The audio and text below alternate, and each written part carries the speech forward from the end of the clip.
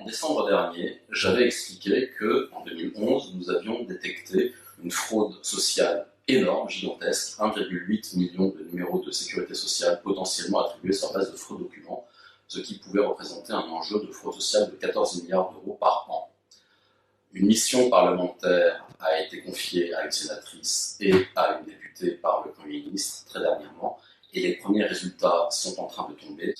Il y a 110 millions de numéros de sécurité sociale en France, dont plus de 84 millions de numéros de sécurité sociale qui appartiennent à des gens réputés en vie, soit 17 millions de plus de personnes vivantes que de gens sur le territoire français.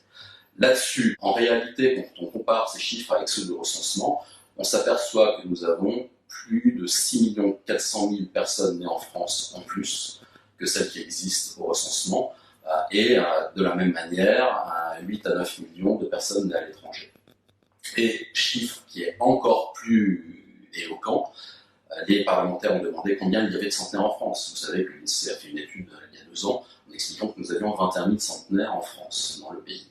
Eh bien, figurez-vous que dans notre système social, aujourd'hui, nous sommes en 2019, nous avons 3,1 millions de centenaires qui sont réputés vivants dans le pays. Plus de 3 millions. 1,5 million nés en France, 1,6 million nés à l'étranger. Alors, qu'est-ce qui se passe? Est-ce que tous ces gens touchent les prestations sociales ou pas?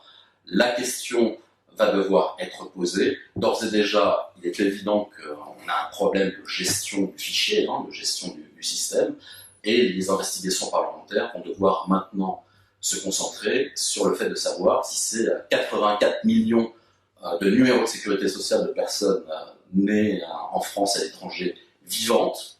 Est-ce que ces 84 millions de personnes touchent les prestations sociales ou pas?